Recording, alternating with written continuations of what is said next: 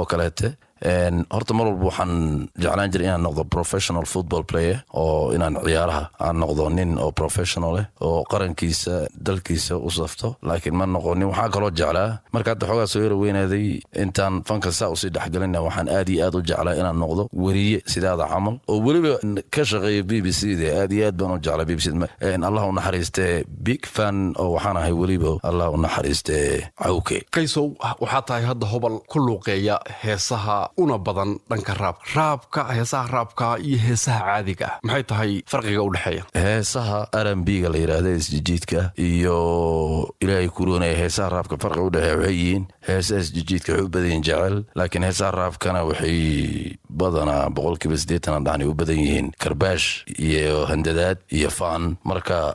heesaha isjiidkana waa jecel dad badan baa waxay isweydiinayaan inta badan waa ninka hanjabaya mar walba kacsan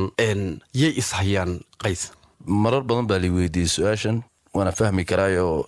waxaan raabka la yiraahdo ama hibabka la yiraahdo Soomaali hadana hidii dhaqan uma leeyin waana wax nagu cusub oo waxaan u maleynayaa raab markii la dhaho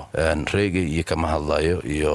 dancehall iyo laakiin hip hop hadii la dhaho waxaan u maleynayaa ninkii ugu horeeyay inaan aani aaminsanahay hadii aanan ahayn wax laga yaabo inaan qofka labaad ahay heesahan hanjabaada ama karbaashka waxa hidii dhaqanka hip hopka weey waxaan u maleynayaa waxaan aad iyo aad u taageeray in la yiraahdo Tupac Shakur heesiisa oo dadkan aad iyo aad u jeclaan asagina loo oran jiray Biggie Small heesahooda dib u raac ma dhageyso ama kuwii ka horeeyay dhageyso hip hopka dhammaan waxay ku soo leeysan yihiin maalintaas aan heestaa shakhsiyadaada wax ma ka bedelayaan Maxamed Qaysow heesahan aad qaadaysid waxa la arkaa in stage-ka saaran ama raab gareynayo oo hanjabayo oo handadayo mar walba shakhsiyadaada wax ma ka bedeshay heesahan aad qaadaysid wariye burga oo maye waxa igama bedelan aniga maxaa yeelay aniga waxaan aaminsanahay horta inaan nin wadani ahay wax ilaahay abuurto maanta aniga iga bedel ma jiro mid kalena aniga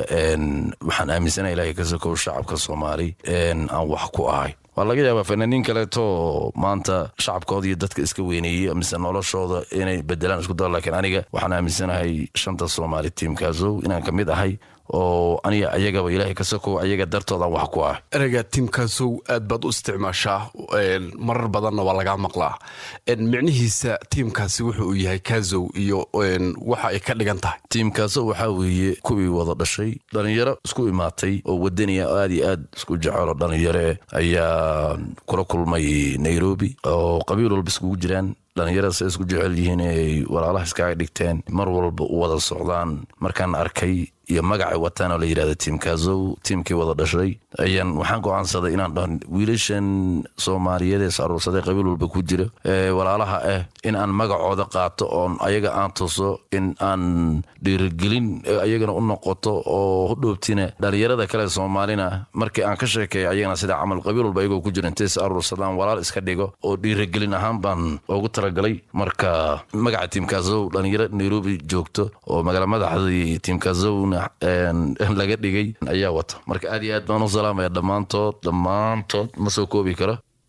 waa tahay waxa uu ahaa kaasi fanaanka Ilka Case Qays wuxuuna u waramay wariye Ismaaciil Ibraahim Buurgaabo jigjiga ku sugan wali dhageystayaal halkaad nagala socotaan waa BBC